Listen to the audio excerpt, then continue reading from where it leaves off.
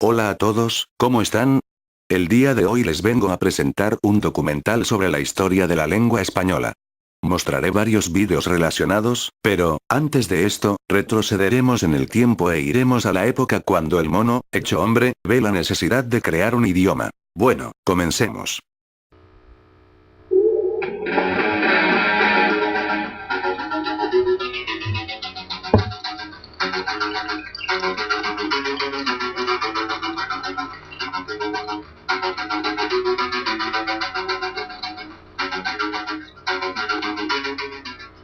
Como todos sabemos, el habla surgió de la necesidad del hombre de expresarse, de comunicarse con otros homínidos y así establecerse como ser social. A continuación veremos un vídeo que explica mejor el surgimiento del habla. Corre video.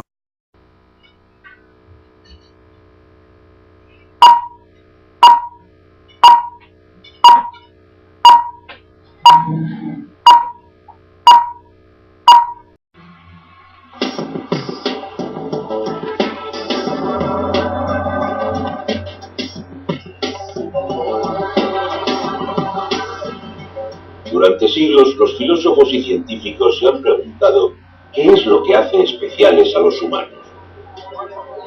Y siempre se han centrado en el habla. Gracias al habla podemos hacer planes, comunicarnos y socializarnos, a diferencia de los animales. Los genetistas creen que es una capacidad intrínseca a nosotros.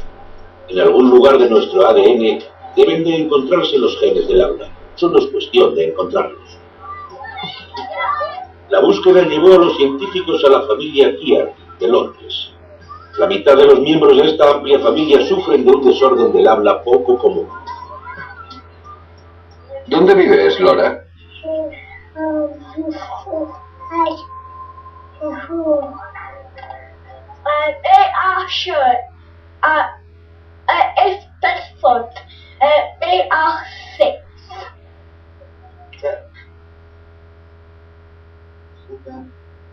Los Chiari tienen un problema con la articulación de las palabras y cometen errores gramaticales simples.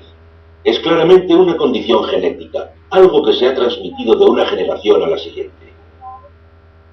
Y en 2001, los genetistas encontraron el gen defectuoso. En el cromosoma 7 se encuentra un gran gen complejo conocido como FOXP2. En los miembros de la familia Chiari no funciona correctamente y afecta a su capacidad de hablar. Pero el resto de nosotros depende de él cuando nos comunicamos con los demás.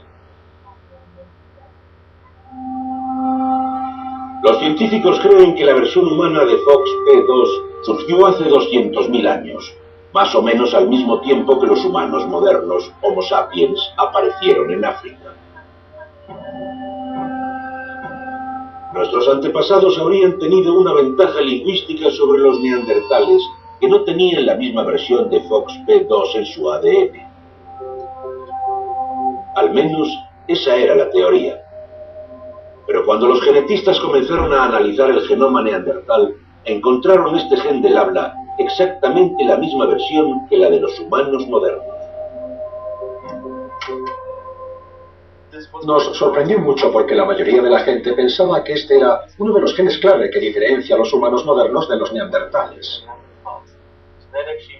Esto podría significar que los neandertales podrían haber empleado el habla, al igual que nosotros.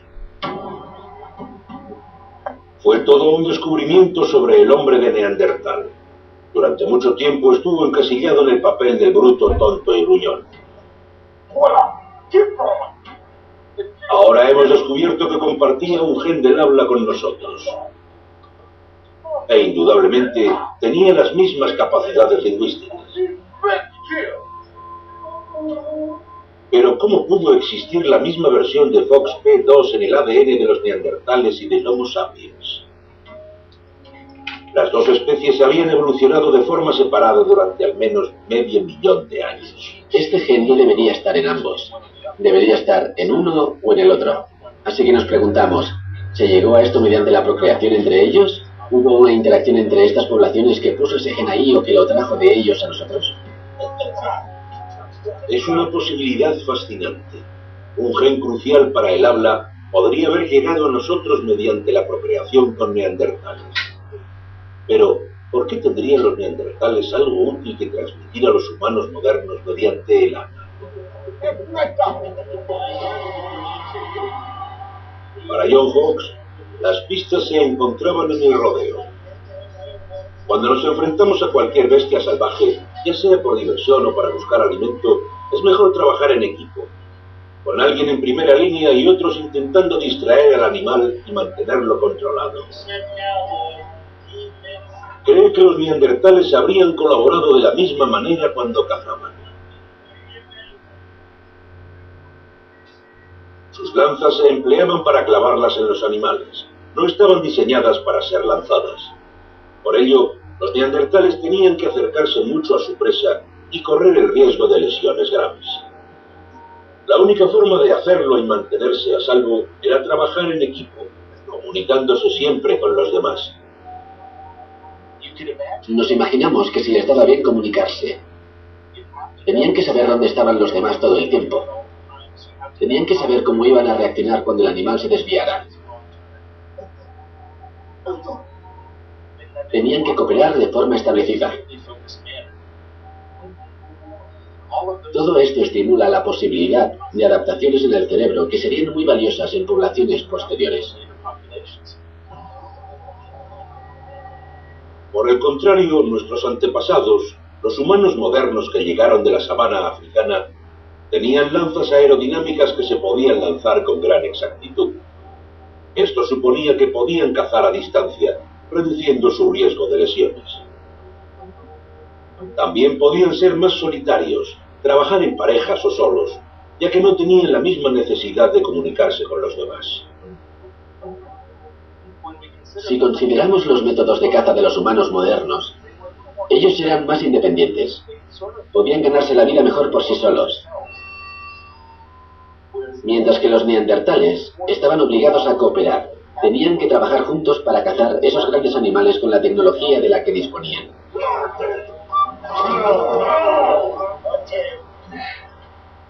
Según esta forma de pensar, el habla, la capacidad más humana, pudo ser un legado que heredamos de los neandertales.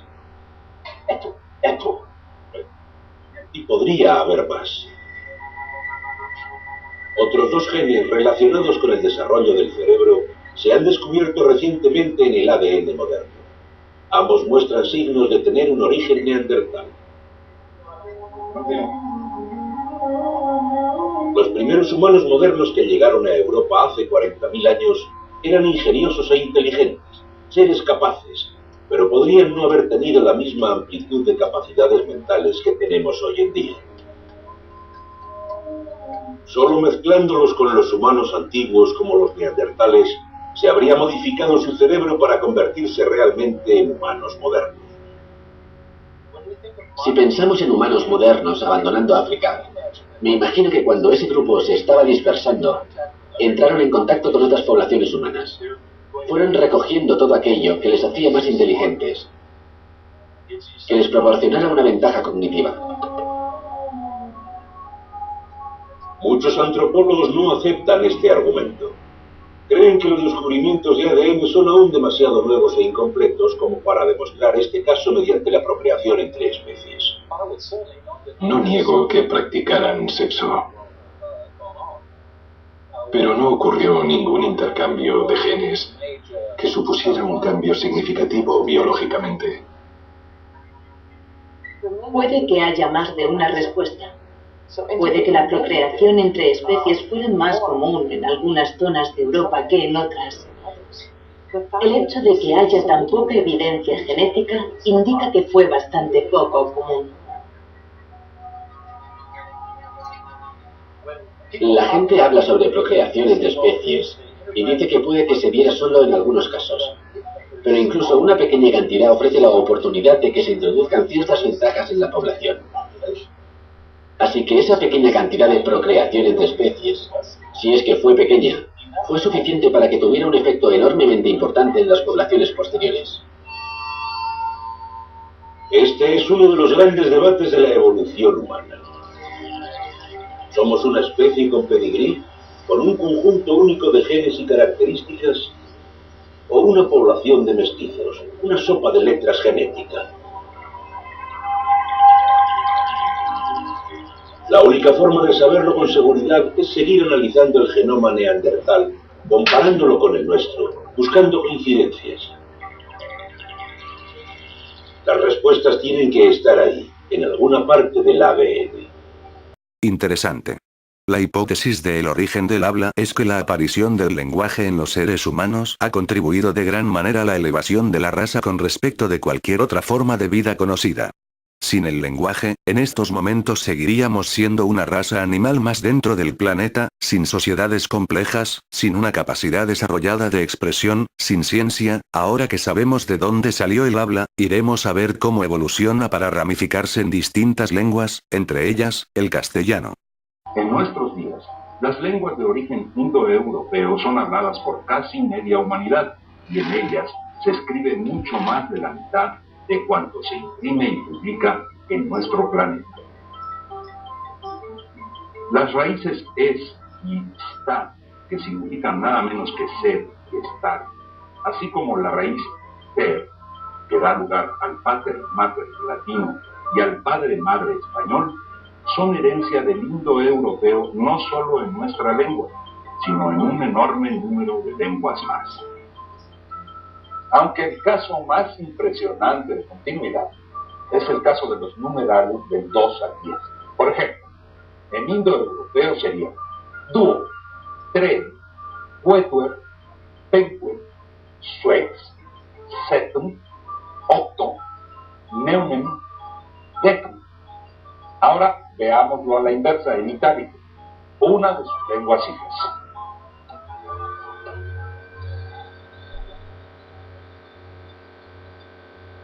Decim, novem, octom, septem, sex, quinque, quatuor, 3, 2, 1, 0.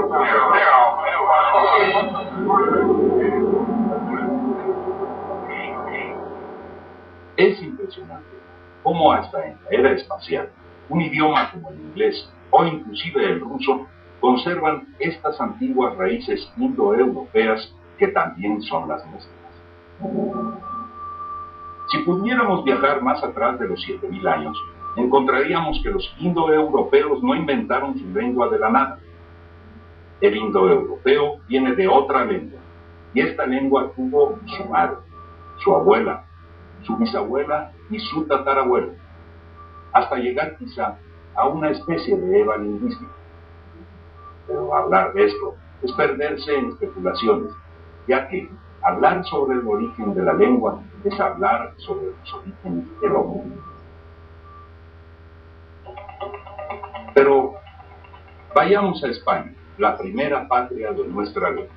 Los indicios más remotos que tenemos de España en sus lenguas son de cuando se llamaba Iberia, la región del río Iber, el Ebro actual. Esta región fue poblada en los tiempos primitivos no solo por pueblos de la Europa continental, sino también por pueblos llegados del norte de África. Los iberos fueron considerados como uno de los pueblos más avanzados de la época. Los iberos poseían el arte de la escritura y hoy en día algunos eruditos han comenzado a descifrar algunas de sus inscripciones. También los celtas, otro pueblo indoeuropeo, cuyo origen preciso es un misterio, dejaron una huella sobre el español, lo mismo que los griegos y cartagineses. Pero todos estos aportes se vendrían a unificar en el latín, que los romanos llevaron a España.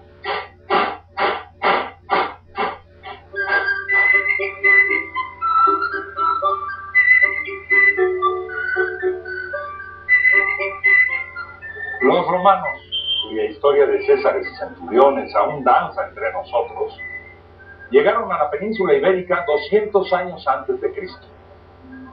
Durante 6 siglos, el Imperio Romano y luego el cristianismo se instalaron en España. El Imperio Romano abarcó un inmenso territorio compuesto de varios países que hablaban distintas lenguas, pero en todas ellas imperó el latín. Su influencia cultural y lingüística todavía está presente, hasta en Hollywood.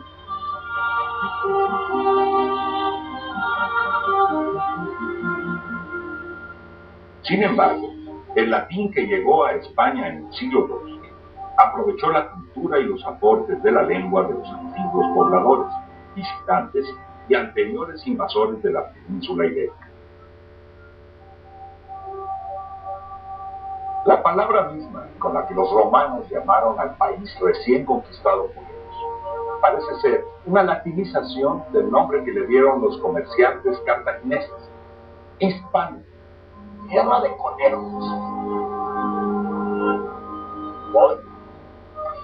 En efecto, parece ser que Hispania quiere decir tierra de conejos, quizá porque había muchos conejos en España.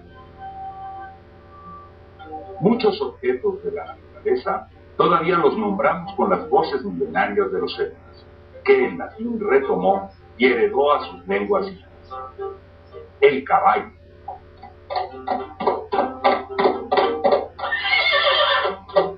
el abedul, la cerveza,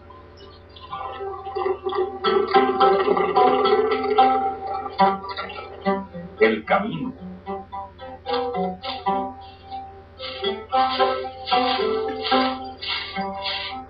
el carro,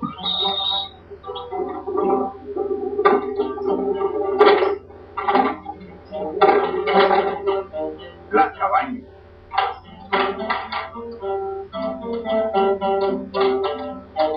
el bar y una lista considerable de palabras.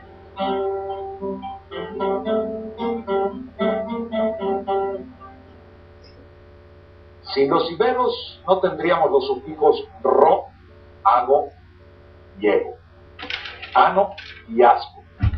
No tendríamos el perro, el murciélago, el médano, el peñasco, y tal vez tampoco tendríamos mujeriego, al menos de palabra. Los romanos y su lengua se instalaron en la península ibérica, y con ellos llegó también el horrible trabajo.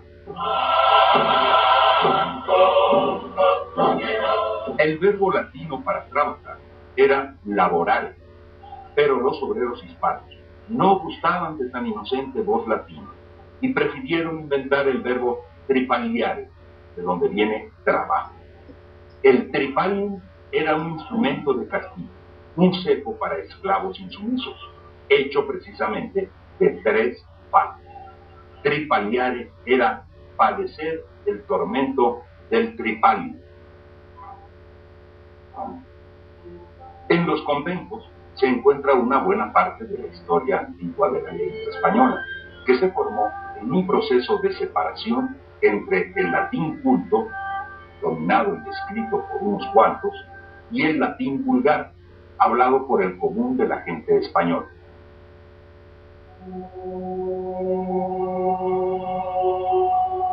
En el convento de San Millán se halló un texto en latín, en cuyas notas al margen, llamadas glosas, que sirven de comentario a un sermón de San Agustín, se encuentra el origen conocido más completo de la lengua castellana. Páginas religiosas referidas a uno de los escritores que tuvo más influencia en la cultura medieval. Páginas a punto de deshacerse por el polvo de los hongos. Textos del año 950 al año 1000. Textos de 1000 y pico años. Aquí aparece ya la magia de algunas de las primeras palabras escritas en algo que puede llamarse español. Una de las actas de nacimiento de la lengua que documenta un parto de siglos de transformación del latín en lengua romance.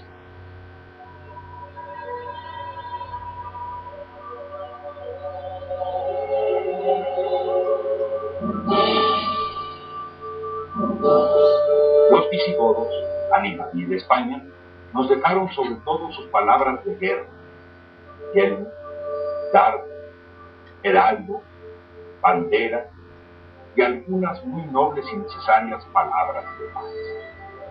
El pan. El idioma español, también conocido como castellano, es una lengua romance del grupo ibérico.